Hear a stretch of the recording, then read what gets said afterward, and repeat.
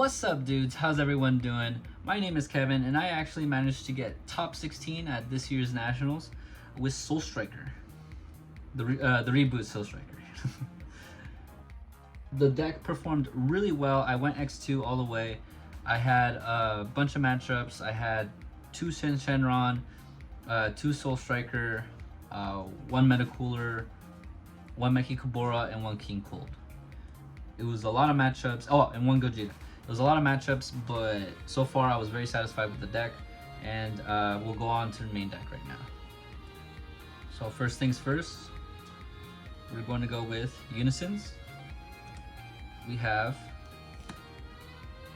2 Gogeta and 3 Baby. Reason why I did that instead of doing 4 Baby and 1 Gogeta was because the Gogeta does a lot of work when it comes to applying pressure and some board removal, and this one allows you more draw power. It really depends on the situation which one you want more, but I love the 2-3 ratio because it just gave me more options. So next we're going to go on for some staples. We're going to go with 4 D-Magic. D-Magic, self-explanatory, negate the attack, untap 2. Very good card, love it. Always used it. And then we got 4 Sensu Beans. As I said, we're still on the staples. And then next, what we have here is 4 Vegeta Super Combo.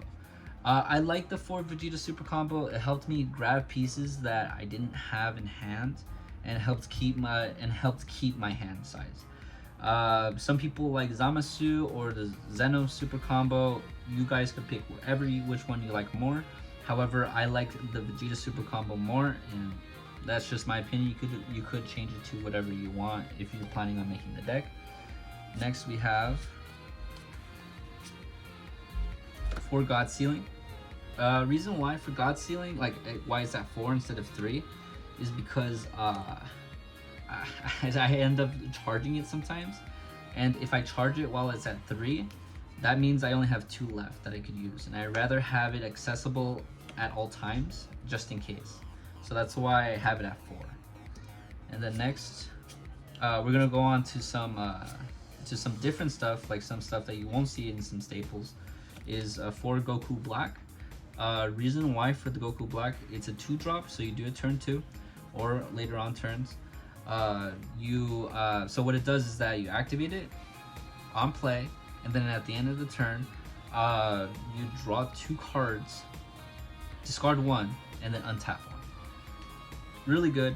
I really loved it. A lot of filter. It gets you the pieces that you need, and I love it at 4.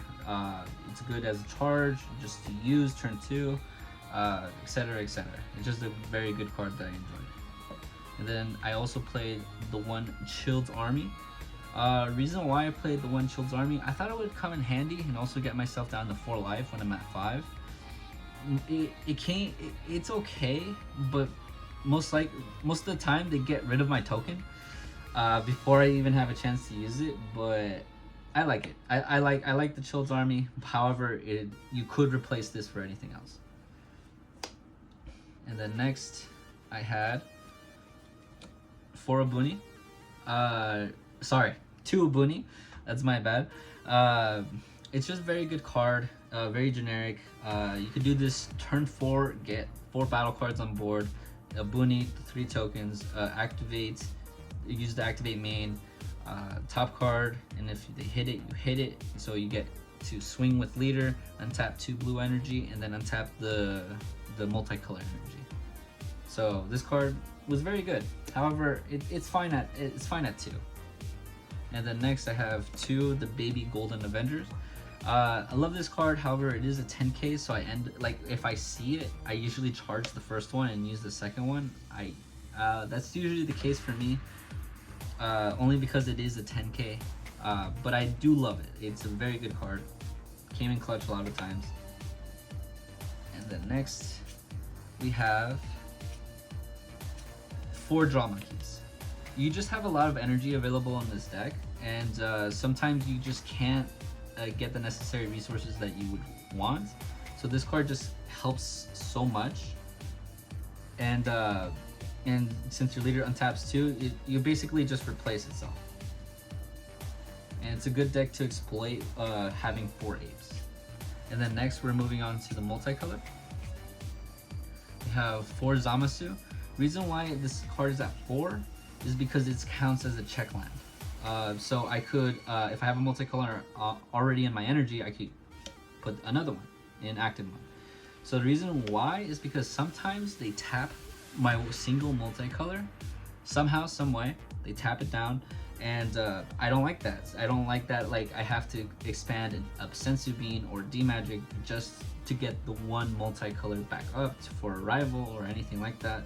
So that's why this card is still good as a check land, so I can have 2, and so that I have some sort of options. If they tap one, I still have the other. And then next we have 4 Kefla. This card, very good. I usually charge it if I see it in my hand first turn, just because I know there's 3 more and I filter a lot with the deck. And usually you only used it once.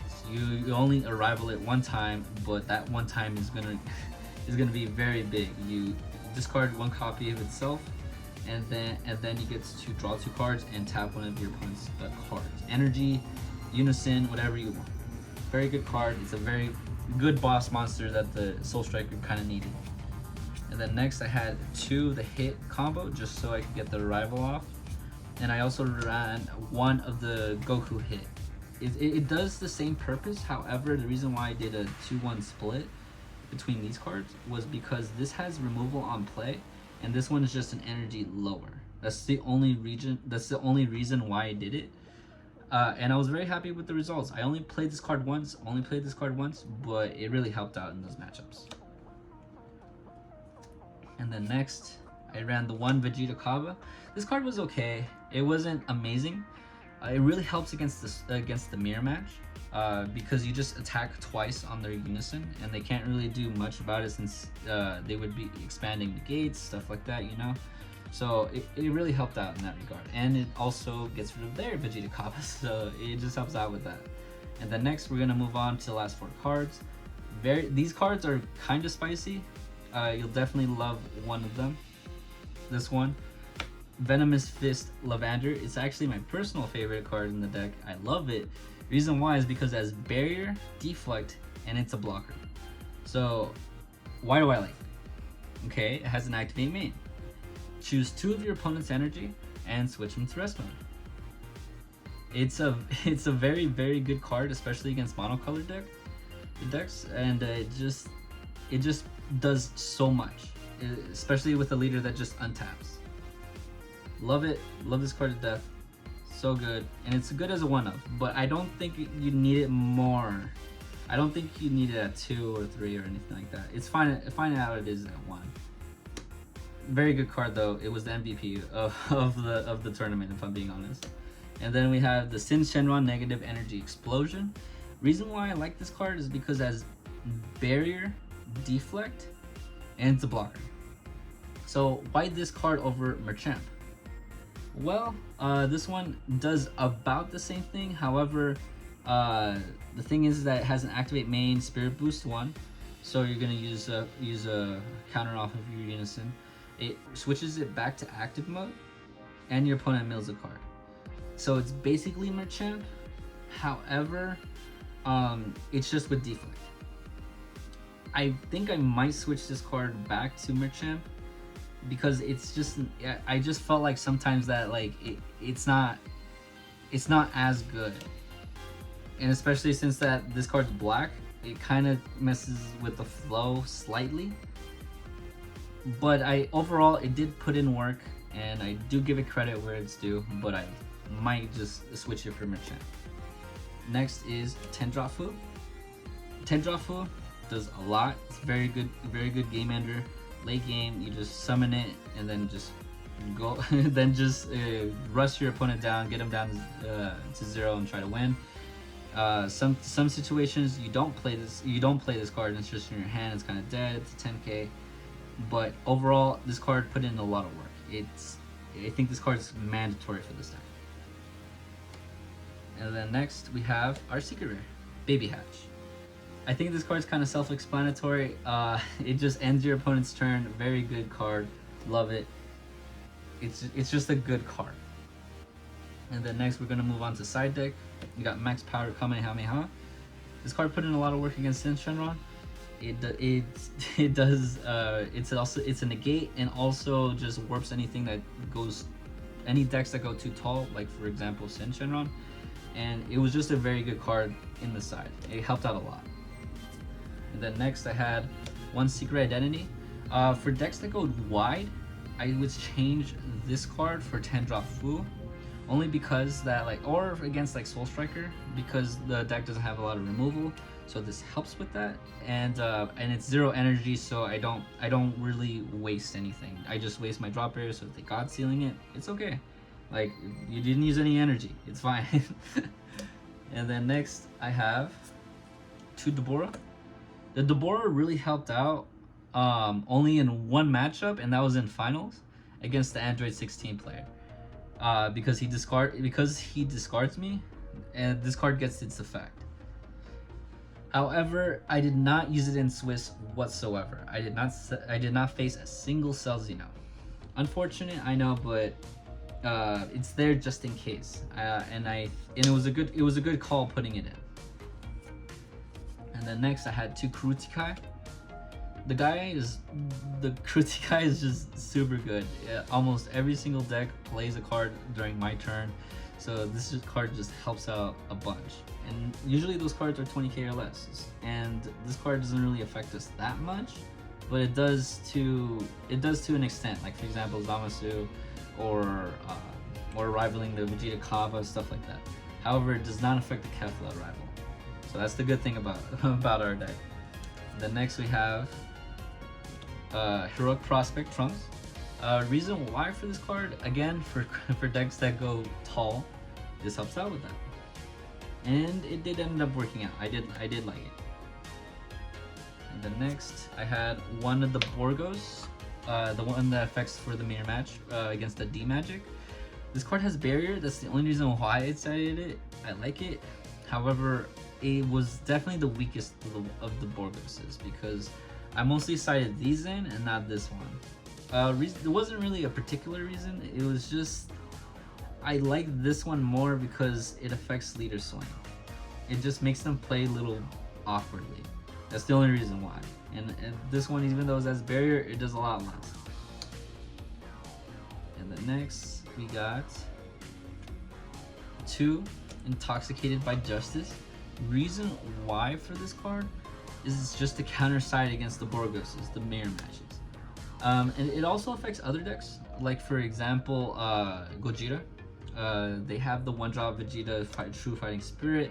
This is for that, and also for the Goku True Fighting Spirit. However, I will say that, like, for the Goku True Fighting Spirit, be very careful, because this is a counter. So if you activate it, you do have to warp 1 for each Goku that they have on board. So be very careful with that. And then next, we go for our final one, Son Gohan and Piccolo. This card was also supposed to be a counter side for the Borgoses. However, I ended up just not using it as much. I used it like once, but it did help out. I will say that it did help out. But I'm not sure. Like I think I would still keep this card in if I was, like, you know, continuing playing this deck. And then now I have the tokens. These are the tokens I used for a Boonie. I love them. They look really good. They just look very clean. I love them in the sleeves, and the sleeves are very funny as well. It's just Kermit with the Infinity Gauntlet with the Doods logo. Love it. And then this is what I got for top 16 pricing. I got the Gogeta leader along with the Metal leader. Very good. I love them. I'm very careful with it. So there you go. There's the back side. Here's the front side. Very good. Love it. It just looks super clean. That's what I really love about them. But yeah, that's it for the deck profile, guys. And shout outs to my teammates. Kevin and Martin, Gilbert, Gilbert, Miggy, and everyone else from the Dudes who helped me out with the deck, because they really helped me out with finalizing how it should be, how like what I wanted it to become, and all the hours of playtesting really paid off. So special thanks to them. They're from the bottom of my heart. And yeah, that's basically it, guys. Thank you all for watching the deck profile, and catch you later, dudes. Take care. Thanks, Past Kevin. And make sure to check out our Facebook, Twitch, Instagram, and our YouTube. Take care, guys. Have a good one.